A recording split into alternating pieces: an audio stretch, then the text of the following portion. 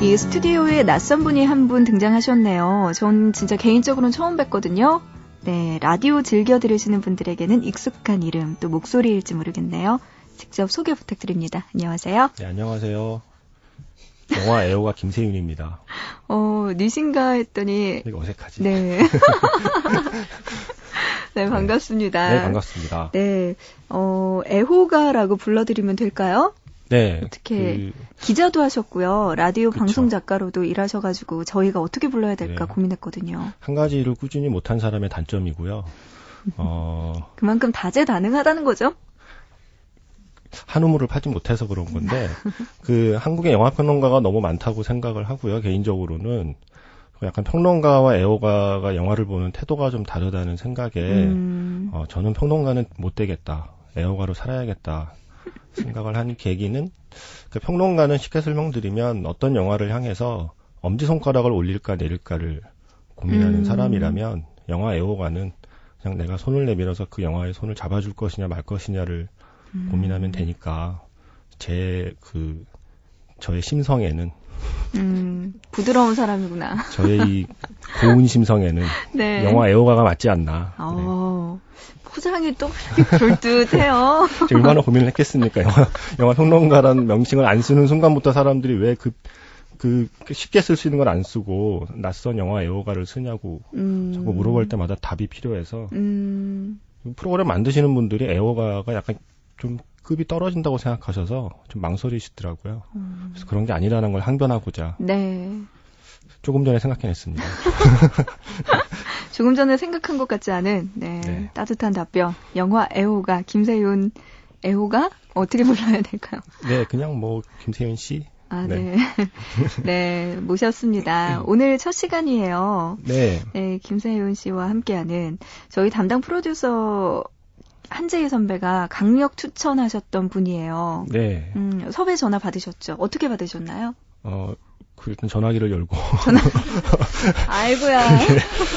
전화를 받고서, 네. 일단은 고정이 아니고, 딱 저에게 주어진 어느 정도의 시간 동안 제가 하고 싶은 이야기를 할 수 있는 거라는 점이, 호기심도 생기고 부담은 적은. 그건 당연히 안 할 수가 없죠. 네, 저희의 모토가 네. 그런 거예요. 뭔가 한 분의 이야기를 듣기보다는 다양한 네. 여러 사람들의 여러 생각을 듣고 싶은 취지하에서 이야기의 재발견을 만들게 돼서 이번 한 달 동안 또 김세윤 씨와 함께 네. 좋은 이야기들 많이 듣고 많이 배우고 싶어서 모셨어요. 한 달에 딱 좋은 것 같아요. 네. 부담되지 않는. 그쵸. 네. 미천이 드러나기 전에 신비감을 남긴 채 그냥 사라지는 것이 좋을 것 같습니다. 박수 칠 때 떠나라는 그 말. 영화 소개해 주실 건가요? 네. 아무래도 영화 애호가로 소개를 했으니까 네. 앞으로 어떻게 될지 모르겠지만 일단 오늘은 영화 이야기를 해드리려고 합니다. 네. 사실 좋은 영화도 많고 좋아하는 영화도 많은데 그러니까 제가 이 일을 하면서 친구들을 만날 때마다 항상 이제 듣는 얘기가 너는 그래도 네가 좋아하는 일을 하니까 좋지 않느냐는 말을 직장인 친구들이 많이 하죠. 말은 프리랜서지만 실상은 비정규직인 거를 그들은 알지 못한 채. 그래서 늘 그렇게 항변을 하면서 그래도 나는 너네가 부럽다라고 말을 하다가도 문득 그래도 내가 이 직업을 하기를 참 잘했다고 생각하는 순간이 1년에 몇 번 있습니다. 그런 순간은 뭐냐면 내가 정말 좋아하는 영화인데 정말 재밌는 이야기인데 그것이 잘 알려지지 않았을 때 그거를 방송에서나 글을 통해 소개했을 때 단 한 명이라도 당신 덕분에 영화를 봤는데 굉장히 마음에 들었습니다 라는 반응을 보여줄 때가 사실은 제일 행복하거든요.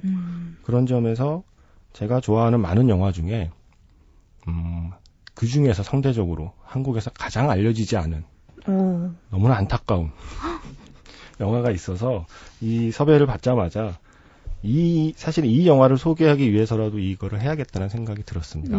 그래서 준비한 영화를 오늘 말씀드리려고 합니다. 네, 오늘 어떤 영화 이야기 들려주실지. 제목이 좀 길어요. 사실은 이 제목 때문에 한국에서 망했다고 좀 생각해요. 제목만 좀 잘 지었어도 네 글자가 딱인 것 같아요. 우리나라에서는. 그렇죠. 네. 네 글자나 5글자. 모모의 모모. 이런 식의 작법이 사실 좀 편한데 이 제목을 이거를 그냥 원제를 직역을 했어요. 엄청나게 시끄럽고 믿을 수 없게 가까운.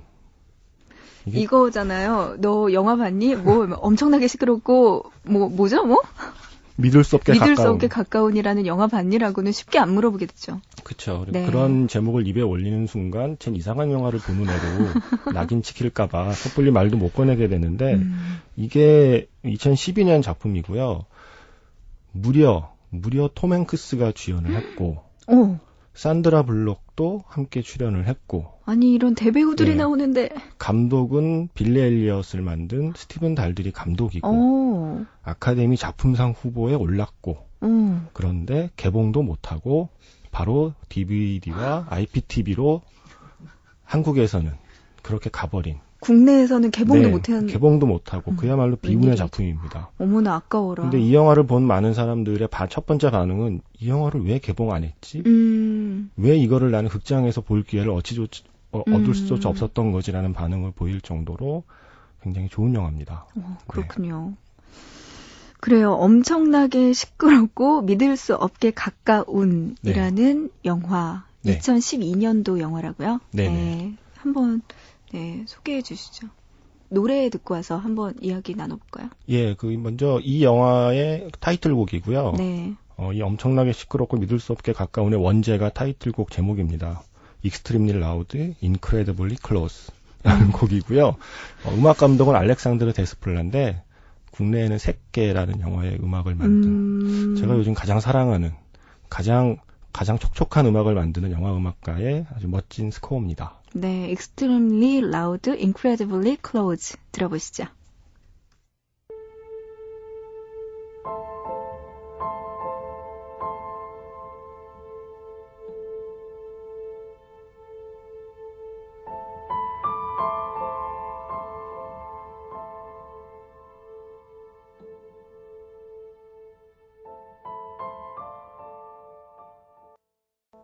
네, 알렉산드르 데스플라의 OST 연주곡인가요, 이게? 네, 그렇습니다. 네, Extremely Loud, Incredibly Close 네. 듣고 왔습니다. 엄청나게 시끄럽고 믿을 수 없게 가까운 직역을 하는 네. 영화의 연주곡 들었습니다. 일단 영화를 이제 좀 말씀드리면 네. 방금 들려드린 이 음악이었을 거예요. 제 기억이 맞다면 이 음악이 이제 흐르면서 영화가 첫 장면이 시작이 됩니다. 근데 하늘에서 떨어지는 한 남자의 이미지가 슬로우 모션으로, 그러니까 정확히 말하면 떨어진다기보다는 그냥 푸른 하늘 위에 떠 있는 듯한 한 남자의 컷이 조금 보이고 그 옆으로 제목이 떠요. 엄청나게 시끄럽고 믿을 수 없게 가까운. 그런 그 제목이 마치 파편이 부서지듯이 글자가 이렇게 산산이 부서집니다. 그리고 나면 하늘에서 떨어지는 한 남자의 이미지에서 그 다음 장면이 뭐냐면 장례식으로 이어져요. 장례식인데 관 속에는 아무것도 없이 사람이 없이 관만 묻을 수밖에 없는 어떤 사고를 당한 사람의 장례식이 벌어지고 있습니다. 근데 그 장례식을 지켜보는 한 소년이 있죠. 11살 소년이고요. 이름이 오스카입니다. 근데 바로 장례식이 오스카의 아빠의 장례식이에요. 그러니까 이 오스카는 아직 아빠를 잃은 슬픔에서 채 벗어나지 못했고 관내에 아무것도 없다는 건 아빠의 시체를 찾지 못했다는 얘기거든요. 네. 그러니까 아빠의 죽음을 인정할 수도 없고 그 상태에서 아빠의 장례식에서 뭔가 화가 나 있는 표정의 오스카의 얼굴에서 영화가 시작이 되고요. 오스카는 몇 살인가요? 영화에서 11살로 설정이 되어 있어요. 실제 배우는 그보다 나이가 좀 많은데 영화에서는 11살. 그래서 이제 영화는 이 아빠가 죽기 전에 아빠와 오스카가 어떤 부자지간이었는가를 보여주기 시작합니다. 이 오스카가요, 굉장히 똑똑해요. 그리고 굉장히 숫자에도 밝고, 말싸움에서 어른에게 지지 않는 아이 있죠. 그 아이가 내 아이가 아니면 이쁜데. 그런 아이가 내 아이라면 참 얄미운 스타일의. 아빠 왜? 그쵸? 아빠 이거는 아닌 것 같은데? 라고 이야기 굉장히 논리적이고, 그러니까 어른의 말문을 막아버릴 정도로 그런 아이입니다. 근데 그런 아이라서 그런지 일단 친구가 없고요, 학교에서. 그리고 굉장히 예민하고 그리고 겁이 많아요. 근데 그 아이의 사실 유일한 친구가 아빠였어요. 근데 이 아빠가 아이랑 어떤 게임을 하는 걸 늘 좋아했는데 센트럴파크 뉴욕, 배경이 뉴욕이거든요. 뉴욕 센트럴파크에 옛날에 6번째 자치구가 있었는데 그게 뭐 사라졌다. 자치구의 흔적을 우리가 같이 찾아보자라면서 약간 탐험을 계획을 같이 짜요. 근데 나중에 이제 그 부인이랑 얘기하는데 그 이유가 이 아이를 세상 밖으로 끌어내기 위해서. 그래서 그 아빠가 만들어 놓은 보물찾기 같은 그 게임을 잘 하려면 낯선 사람과 대화를 해야만 되거든요. 그런 식으로 해서 낯선 사람과 만나게 하고 이 아이를 세상 밖의 사람들과 만나게 하기 위해서 그런 게임을 같이 준비해 줄 정도로 굉장히 자상한 그리고 엄하기보다는 친구 같은 아빠였는데 아빠가 톰 행크스인 거죠, 그러면? 네, 아빠가 톰 행크스요. 네. 현재 현존하는 할리우드 배우 중에 내 아빠였으면 하는 인상을 관객에게 심어줄 수 있는 가장 훌륭한 배우는 톰 행크스가 아닐까 싶습니다. 물론 11살 소년의 시선에서. 네. 근데 그래서 이제 이 아빠, 그렇단 아빠를 잃은 지 1년이 지난 시점에서 이 장례식이 벌어졌던 거고요.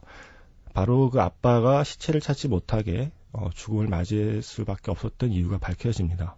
그 2001년도 9월 11일 세계무역센터 건물이 무너질 때 9.11 테러. 네, 아빠가 그 건물에 있었던 거죠.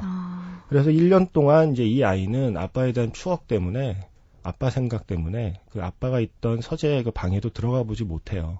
근데 이제 1년 만에 9.11 테러 1년 만에 용기를 내서 아빠가 너무 그리워서 아빠의 짐을 이렇게 뒤지기 시작합니다. 그러다가 툭 건드렸는데 파란 꽃병 하나가 바닥에 떨어져서 깨져요. 네. 사실 정말 아까울 정도로 예쁜 꽃병이었어요. 영화 보면서 그런 게 이렇게 아깝지?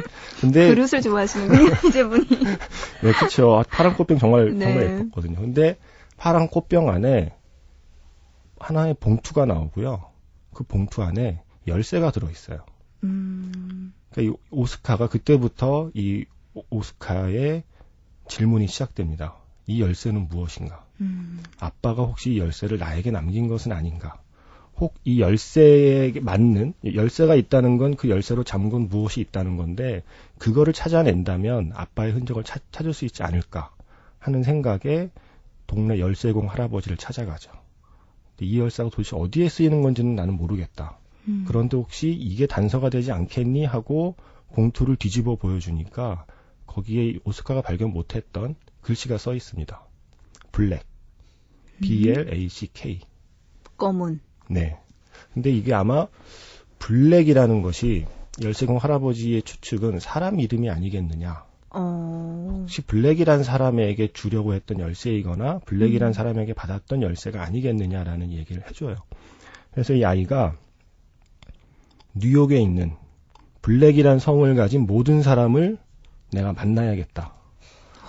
그 모든 사람 중에 한 명이라도 아빠에 대해서 알고 있는 사람이 있을 것이다. 라는 생각을 하게 되죠. 서울에서 김서방 찾는 거잖아요. 예. 서울에 김서방이 몇 명인지는 모르겠지만 김서방보다는 좀 적은 숫자인 것 같습니다. 뉴욕에서 블랙이란 성을 가진 사람은 몇 명이었을까요? 그게 영화에 나와요. 네. 예, 이 아이가 전화번호를 보고 다 뒤져서 체크를 해요. 아이고, 똑똑하게. 총 472명. 진짜. 472명이 뉴욕주 곳곳에 흩어져 살고 있는데 그거를 구역별로 나눠보니까 총 216군데에 이 사람들이 흩어져 살고 있고요. 얘가 계산을 해요. 하루에 몇 명씩 만나고 뭐 해서 다 계산해 보니까 몇 달 걸리나요? 3년 걸립니다. 근데 이 아이는 아빠가 자기가 그 아까 말한 6번째 자치구, 사라진 자치구를 찾는 게임을 했듯이 네. 이것이 어쩌면 아빠가 나에게 남긴 마지막 게임일 수도 있겠다 생각을 해서 그 472명의 그 블랙이란 성을 가진 사람을 만나기로 결심을 합니다. 네. 근데 이 사람들을 만나러 여행을 떠나야 되는데 그 여행을 가로막는 가장 큰 장애물이 있어요. 그게 뭐냐면 아까 말씀드린 대로 이 아이가 워낙 겁이 많고 소심해서 거의 모든 것에 대한 공포증을 갖고 있습니다. 그러니까 원래 엘리베이터를 못 타고요. 대중교통을 이용 못 하고요. 어이구. 그리고 다리를 못 건너요. 그러니까 다리를 건너는 거에 대한 두려움이 있어요. 그러니까 거의 모든 것에 공포와 강박이 있어서 거의 집 밖으로 나가지 못하던 아이고 학교와 집만 왔다 갔다 하던 아이인데 이 아이가 이 블랙을 만나야겠다는 일념으로 그 공포를 하나씩 극복해 나가기 시작합니다.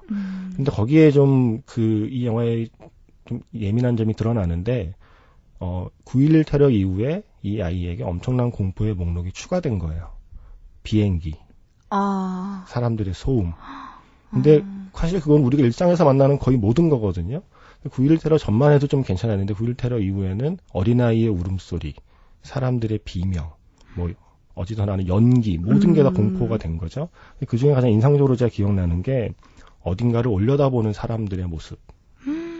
네, 그러니까, 그 타워를 올려다본 사람들을 그쵸. 보면서 그게 공포로 느껴졌군요, 애한테. 그렇죠. 우리가 그 9.11 테러 당시에 접했던 수많은 보도 프로그램에서 이미지를 떠올려 보면 많은 이미지 중에 가장 상징적인 이미지가 일제히 건물을 올려다보는 사람들의 모습이었거든요.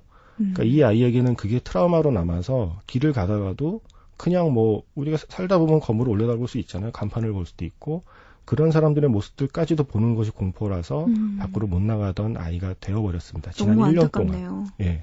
근데 이 블랙이라는 성을 찾기 위해서는 그 사람들의 이미지를 자기가 감당해내야만 되는 거죠. 그래서 거리로 나오고 한 명씩 한 명씩 블랙을 만나기 시작합니다. 그래서 첫 번째 만난 여자는 에바 블랙이라는 여자였는데 집에 딱 갔는데 집에서 막 고함을 치고 있고 여자는 울고 있어요. 하필이면 아이가 찾아간 날 남편하고 헤어지는 중이었어요. 아이는 또 시끄러운 거를 싫어하죠. 네. 비명소리 이런 그쵸. 걸. 그런데도 이 아이는 자신의 목적이 분명하기 때문에 에바 블랙이라는 아줌마가 얼마나 슬픈지 지금 얼마나 기분이 나쁜지에 대한 신경도 쓰지 않고 우리 아빠 알아요? 지금 당장 이혼한 네. 사람에게. 그래서 아줌마 알 텐데 이거 뭐죠 이거? 막 이러면서 그 열쇠를 들이밀고 꼬치꼬치 캐묻기 시작합니다. 물론 첫 번째 에바 블랙은 아빠를 전혀 모르는 사람이고요. 그렇게 한 명 한 명 이 소년이 그 블랙이라는 사람을 만나기 위한 여정이 시작이 되고 그러는 과정에서 엄마랑 갈등이 심해져요. 아까 말씀드린 대로 유일한 친구가 아빠라고 그랬잖아요. 근데 엄마는 자신을 이해하지 못한다고 생각하고 있고 엄마는 애가 매일같이 학교는 안 가고 하루 종일 나갔다가 들어오니까 걱정이 돼서 애를 다그치기 시작하고 근데 그때 아이가 해서는 안 될 말을 하죠. 그날 9월 11일 날 그 건물에 아빠가 아니라 엄마가 있었어야 했다. 라는 말을 합니다. 그리고 나서 얘가 바로 분위기를 감지하죠. 내가 실수했구나. 맞을 짓을 했네. 예. 그래서 근데 엄마가 거기에 대해 화도 안 내고 그냥 고개만 끄덕이고 있어요. 너무 상처받았겠네요. 네, 그래서 아이가 미안하다 진심이 아니었다. 근데 엄마가 한마디 하죠. 아니야. 그건 진심이었어. 라고 해서 이 아이는 또 하나의 숙제를 안게 됩니다. 근데 그렇게 해서 영화가 그렇게만 가면 어떻게 보면 좀 평범할 수 있었는데 여기에 미스터리가 하나 싹 끼어들어요. 이 오스카라는 소년이 사는 집 건너편 아파트에 할머니가 살고 있어요. 그러니까 뭐 외국이니까 할머니를 모시지 않고 건너편 집에 삽니다. 그래서 쌍안경으로 할머니네 집을 이렇게 쳐다보고 친할머니요? 예. 네. 자신의 친할머니. 네네. 그래서 친할머니가 안 주무시고 계시면 무전기를 해요. 그래서 이 손자와 할머니는 무전기로 대화를 합니다. 아유 귀여워라. 그런데 할머니가 최근에 집에 세입자를 한 명 새로 데려왔는데 할아버지예요. 뭔가 의문의 할아버지입니다. 어르신들. 네. 네. 그래서 이 소년이 그 할머니를 만나러 갔다가 할아버지를 마주치게 돼요. 근데 이 할아버지가 자신은 말을 못한다고 그 글씨를 써요. 나는 말을 할 수 없고 아마도 실어증으로 짐작되는 말을 할 수 없고 그래서 모든 걸 수첩으로 내 의사를 적어서 얘기를 하는 그런 할아버지입니다. 근데 아주 편리한 게 있어요. 할아버지가 아예 왼손에는 yes라고 써놨고요. 오른손엔 no라고 써놨어요. 그래서 다른 긴 문장은 늘 써야 되지만 yes, no를 늘 쓸 수는 없잖아요. 그래서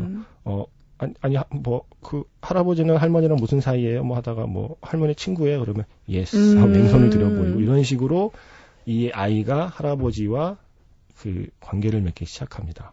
그리고 할아버지가 말을 못하기 때문에 어쩌면 이건 저희 추측입니다만 할아버지가 말을 못하기 때문에 할 수 있는 고백을 해요. 할아버지한테 이 비밀을 얘기해도 할아버지는 누군가에게 말하지 않을 것이라는 믿음이 있었기 때문인 것 같은데 중요한 고백이죠. 뭐냐면 사실은 9월 11일 테러가 일어났을 때 학교에서 집으로 빨리 가라고 그래서 이 소년은 집에 온 거죠. 집에 왔는데 아빠가 죽기 전에 남긴 자동응답 메시지가 있었던 거죠. 무려 6개가. 집으로 문자 메시지가 6개가 도착한 건가요? 그 전화기 있죠. 자동응답, 네. 자동응답 기계에 아빠가 녹음을 남긴 거죠. 음성 메시지를? 예, 음성 메시지를. 처음에 뭐 8시 56분에 온 음성 메시지는, 난데, 뭐 뉴스 봤지, 나 여긴데, 뭐 괜찮아, 안전해, 뭐 소방관 기다리고 있어. 근데 9시 12분으로 가면 좀 더 주변이 소란스러워지고, 그 다음 메시지는 더 급박해지고. 그러니까 아빠가 그 건물이 무너지기 전까지의 모든 과정이 담긴 메시지가 6개나 들어와 있었던 겁니다. 어머. 근데 이거를 이 아이는 이 응답을 다 듣고서 엄마가 나중에 찾아와서 뒤늦게 집에 와서 혹시 아빠 메시지 없었니? 하는데 그 순간에 거짓말을 해버려요. 왜요? 없었다. 왜일까요? 그게 아마 11살 소년이기에 가능했던 11살 소년은 그럴 수도 있겠다라는 상상을 하거든요. 뭔가 겁에 질려서 차마 말할 수 없어서 아마 그랬던 것 같은데 뭐 의도적인 게 아니라 그런 거 있잖아요. 순간적으로 그냥 거짓말을 했는데 그걸 다 감당할 수 없을 만큼 거짓말의 여파가 커졌을 때 느껴지는 공포를 우리는 알고 있지 않습니까? 저도 어릴 때 그런 거짓말을 해봐서. 그래서 증거를 없애기 위해서 자동응답기 새 거를 사서 끼워놓고 아빠의 목소리가 저장된 그 자동응답기는 자기가 간직하고 있어요. 엄마는 그 메시지가 온 것도 모르고 아빠의 마지막 음성도 듣지 못한 거죠. 이게 엄마한테 너무 미안하지만 차마 이제 와서 꺼내놓지도 못하고 너무 늦어버렸죠. 숨겨왔던 비밀인데 이 할아버지에게는 말할 수 있겠다 싶어서 그 얘기를 털어놓고 1년 만에 처음으로 펑펑 눈물을 흘리고 할아버지와 친구가 되게 됩니다. 그리고부터는 그 할아버지와 같이 블랙을 찾아 나서는 이야기가 시작이 되죠. 네. 네. 영화가 정말 네. 뭔가 이렇게 보지 않았는데도 영상이 보여지면서 이렇게 가슴이 네. 콕콕 아프네요. 그렇죠. 저는 지금 얘기하면서도 그 장면들이 떠올라서 네. 아주 뭉클뭉클해요. 우시면 안 돼요? 네. 네.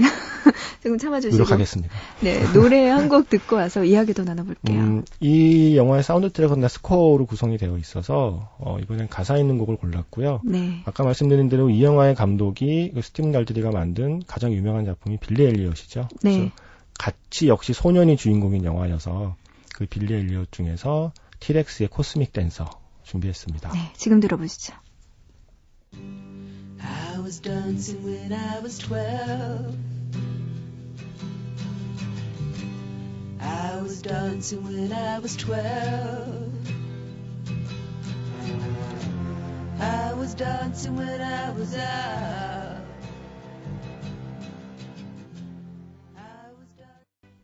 티렉스의 코스믹 댄서 듣고 왔습니다. 이야기의 재발견, 오늘 김세윤 작가분, 김세윤 네. 애호가.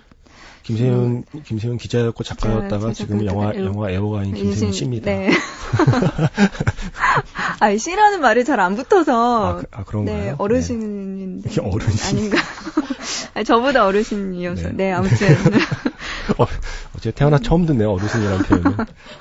저에게, 네, 영감님은 아니시니까. 네, 엄청나게 시끄럽고 믿을 수 없게 가까운 영화 이야기 함께하고 있습니다.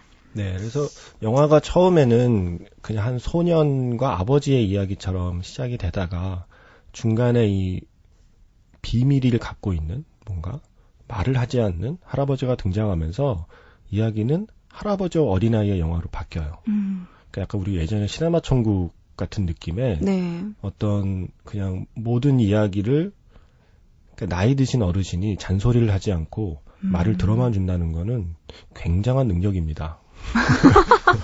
그리고 그 상대방인 소년에게는 굉장히 고마운 어르신인 거죠.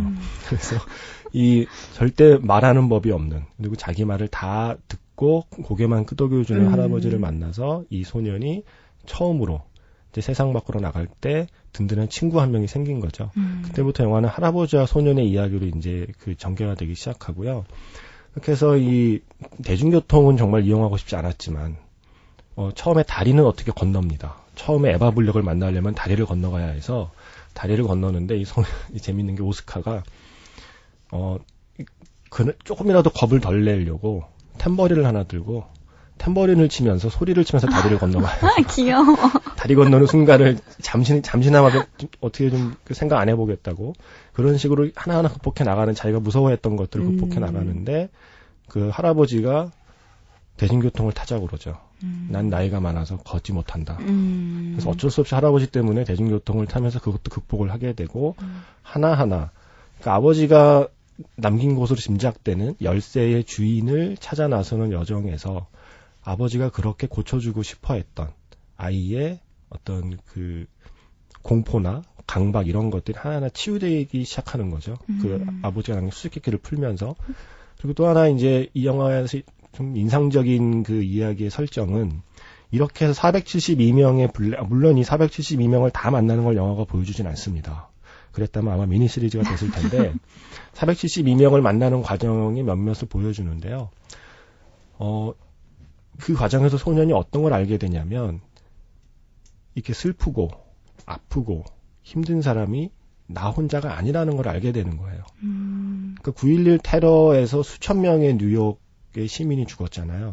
그 수천 명의 유족들이 뉴욕에 살고 있고 그렇다면 472명의 블랙이란 성을 가진 뉴욕 사람들 중에서는 역시 9.11 테러에서 가족을 잃은 사람도 있을 수밖에 없고 혹은 또 다른 이유로 가족과 헤어진 사람도 있고 뭐 그렇지 않은 이유로 병에 걸린 사람, 아픈 사람, 자신만의 문제로 고민하는 사람들이 다 포함되어 있는 거죠. 그러니까 소년은 지금까지 내가 제일 힘들고 아빠가 사라져서 견딜 수 없는 이 슬픔은 온전히 나만의 것이라고 생각을 했는데 그냥 그 본의 아니게 이 사람들을 만나면서 이 사람들과 대화를 하기 시작하고 서로가 서로에게 요즘 유행하는 힐링의 존재가 되기 시작하는 거예요. 재밌는 게 어떤 블랙이란 성을 가진 사람은 전 지금도 그 사람이 남자인지 여자인지 잘 구분이 안 가요. 영화를 2번 봤는데 정확히 설명이 안 되거든요. 여자였던 것 같기도 한데 마지막에 뭐 남자 같기도 하고. 근데 어쨌든 그분은 이 소년이 찾아가면 아무 말 없이 17번을 껴안아 줍니다. 그냥 이 소년이 무슨 말을 하려고 하면 저기 혹시 저 열 하면은 이미 껴안고 있어요. 우리 아빠 알 하면은 네, 벌써 그쵸, 껴안고. 네. 혹시 어디 말없이 17번을 껴안아 주는데 이상하게 그 품에 안겨서 뭔가 편안함을 느끼는 거죠, 소년이. 그리고 또 어떤 집을 찾아가면 애가 5명이 되는 애들이 막 시끄럽게 떠들고 돌아다니는데 그 산만함이 약간 부럽기도 하고 그렇게 아이들의 웃음소리와 부모가 같이 노는 공간이 부럽기도 하고. 여기서 뜬금없는 질문인데요. 네. 이 아이는 형제가 있나요? 없습니다. 외동이에요, 심지어? 예, 그냥 이 아이 혼자예요. 그러니까 더 그 아빠가 거의 유일한 친구였고 상대적으로 엄마하고는 약간 거리감을 엄마가 끼어들 자리가 없는 부자 사이가 엄마가 가끔 왕따였군요. 그쵸. 왕따 문제 심각해요. 그쵸. 살다 보면 엄마가 끼어들기 힘든 부자 관계와 아빠가 끼어들기 힘든 모녀 관계라는 게 존재합니다. 예. 네. 물론 그게 이제 결혼하고 나면 바뀌는 경우도 많이 있지만. 근데 이제 그 오스카라는 친구가 이 472명의 블랙이라는 친구가 한 명 한 명 생기는 거예요. 그리고 어떤 사람들은 자기 얘기를 하러 갔는데 그 사람이 도리어 자기 얘기를 합니다. 블랙이라는 성을 가진 블랙이라는 성을 가진 어떤 사람은 사실은 내가 있잖아. 내가 지금 네 얘기는 아무것도 아니다. 미안한데.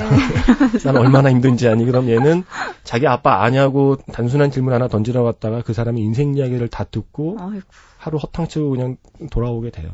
그러니까 그런 과정 속에서 오스카라는 아이가 흔히 말하는 성장이라는 걸 하게 되는 거죠. 그러니까 그건 살아있을 때 아빠도 그 선물해주지 못했던 어떤 귀한 경험을 아빠의 죽음 덕분에 이 아이가 하나하나 해나가는 그 과정이 영화에서 굉장히 아름답고 굉장히 흐뭇하게, 그러니까 모든 관객들이 흔히 말하는 그 엄마 미소를 짓게 만드는 그런 흐뭇한 장면들이 쭉 이어지고 할아버지와 이 소년의 티격태격하고 알콩달콩하는 모습을 지켜보는 것도 굉장히 즐겁게 영화를 보게 만들어요.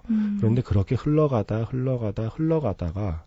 아이가 이제 잠시 잊고 있던 본분을 생각하게 되는 거죠. 결국 이러다가 아빠를 아는 사람을 못 찾는 것이 아닐까. 그러니까 아빠가 남긴 이 열쇠에 맞는 어떤 자물쇠는 끝내 못 열게 되는 것이 아닐까라는 것을 새삼 이제 떠올리게 되고 화를 내기 시작하고 그러던 와중에 할아버지하고 또 얘기를 하게 되고 할아버지에게 사실은 할아버지를 자기 집으로 데려가서 그 전에 말했던 고백했던 그 자동응답기 전화 메시지를 직접 할아버지에게 들려주게 됩니다. 그리고 사진을 보여주게 되죠. 근데 그 사진이 뭐냐면, 저도 제가 기억하는 9.11 테러의 가장 가슴 아픈 장면이었는데, 건물에서 떨어지는 사람들의 그 모습들이 있었잖아요. 건물이 무너지기 전에 건물에서 뛰어내린 것으로 짐작되는 여러 명의 사람들이 건물 밖으로 떨어지는 게 굉장히 충격적이었는데, 그 사진들을 다 이 소년이 모아서 그걸 다 확대를 합니다. 혹시 저 중에 우리 아빠가 있지 않았을까? 아버지의 시체를 찾지 못했었죠? 그렇죠. 네. 그러니까 건물에 있다 그냥 무너졌을 수도 있지만 이 소년은 왠지 저 건물 밖으로 뛰어내린 사람들 중에 우리 아빠가 있었을지도 몰라라는 생각에 1년 동안 모든 뉴스 사진을 다 찾아내서 그걸 다 확대를 했는데 아빠처럼 보이는 사람인 것 같은 사람들이 몇몇 있는데 확실치는 않은 거죠. 그러니까 애는 더 미치겠는 그런 마음을 갖고 살아오고 있다가 이제 할아버지를 앉혀두고 아빠의 메시지를 들려주기 시작합니다. 8시 56분, 9시 12분, 9시 58분, 10시 7분, 10시 17분. 그러면서 그 1년 동안 자기가 계산해서 알아낸 사실들을 얘기해줘요. 그러니까 아빠의 메시지 시간에 맞춰서 그때 내가 뭘 했는가를 완벽하게 자기가 재구성해놨던 거예요. 8시 58분에 나는 학교에 앉아서 창문을 보면서 뭘 하고 있었죠. 두 번째 메시지가 들어올 때 나는 학교에서 걸어나오고 있었어요. 그게 너무나 가슴 아픈 거죠. 아빠가 거기 있는지도 모른 채 자기는 일상적으로 하는 행동 하나를 되짚어가면서 영화는 그걸 다시 보여주거든요. 길거리 걸어가는 모습, 친구랑 티격태격하는 모습. 근데 그 와중에 아빠의 메시지가 하나하나 녹음되는 컷을 영화가 보여줍니다. 근데 마지막 6개 메시지를 들려주기 전에 할아버지가 스톱. 더는 들을 수 없다. 하고 자리를 박차고 나갑니다. 그래서 사실은 이 뒤에 더 많은 이야기가 있지만 영화를 보셔야 되니까 제일 잔인한 여기까지 들려드리고 남아있는 영화의 비밀 4가지가 있습니다. 물론 첫 번째는 대체 열쇠는 무엇을 여는 열쇠인가? 그쵸, 열쇠. 네, 대체 그 열쇠는 무엇에 쓰는 물건인고 이게 첫 번째 질문이고요. 블랙. 첫 번째 비밀이고요. 두 번째는 대체 이 할아버지의 정체는 무엇인가? 할아버지는 그냥 할머니의 보이프렌드 아니었나요? 하지만 할아버지에게도 뭔가 숨겨진 비밀이 있습니다. 관전 포인트. 네, 첫 번째는 열쇠의 숨겨진 비밀, 네. 두 번째는 할아버지의 숨겨진 비밀, 세 번째는 할아버지가 끝내 듣기를 거부했던 6번째 메시지에 담긴 또 하나의 비밀이 있습니다. 그거는 이 오스카란 소년만이 알고 있는 6번째 메시지의 비밀. 마지막 4번째 비밀은 실은 오스카가 블랙이라는 성을 가진 472명을 찾아가는 이 모든 여정에 숨겨진 또 하나의 비밀이 있어요. 저 뭔가 알 것 같아요. 그거는 관객도 나중에 가서 알게 되는 비밀이 있습니다. 그래서 그러한 비밀들을 하나하나 찾아가는 재미와 그걸 다 알아냈을 때 마지막 라스트 씬의 감동은 제가 근래에 많은 영화를 봤지만 이 영화처럼 오래오래 기억나는 영화가 많지 않아요.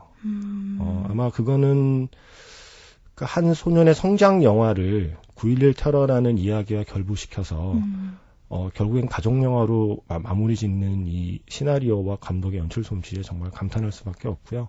제가 느꼈던 이 재미와 감동을 여러분도 느껴보셨으면 좋겠습니다. 이게 그 영화에서 아버지가 하는 대사가 있어요. 찾기 쉽지 않아야 찾는 재미가 있다. 라는 말을 하면서 아들에게 보물찾기를 내주거든요. 네. 이 영화가 그렇습니다. 이 영화를 찾기 쉽지 않지만 그래야 찾는 재미가 있고 그리고 보고 나면 굉장한 보람을 느낄 겁니다. 물리적으로도 찾기 힘들어요. 이 영화를 우리가 어디서 구할 수 있는지. DVD로 나와 있고요. 네. 그리고 IPTV에 올라와 있어요. 네, 그래요? 그래서 그렇게 보시면 됩니다. 알겠습니다. 네. 뒷부분 이야기를 안 해주셔서 진짜 네. 꼭 봐야겠네요. 그렇죠. 노래 나올 때 좀 이야기 해주시면 안 돼요? 저한테만? 안 돼요. 이 영화는 보셔야 됩니다. 웬만하면 안 그러는데 이 영화는 보셔야 됩니다. 우리 청취자분들도 지금 뭐야 하면서 고민 많이 하실 것 같은데요. 네, 오늘 알겠습니다. 첫 번째 영화 가지고 나오셨는데 정말 저도 뭔가 가슴 찡해지는, 코끝 찡해지는 영화 이야기 들었습니다. 엄청나게 시끄럽고 믿을 수 없게 가까운 오늘의 네. 첫 번째 영화였습니다. 네, 이렇게 1부 여기까지 해야 될 것 같아요. 네. 네, 오늘 어떠셨나요? 좀 약올르셨더라도 네, 오늘은 좀 그랬어요. 사실 이게 마지막 비밀을 다 가르쳐드리면 영화 여러분이 느껴야 될 중요한 감동이 다 사라지는 거기 때문에 이 정도 비밀 그래도 꽤 많이 말씀드린 거예요. 네, 그래서 이 정도 비밀을 궁금해하시고 영화를 보시기 바랍니다. 네. 네. 오늘 말씀 너무나 감사합니다. 김세윤 작가님. 네, 고맙습니다. 네, 고맙습니다.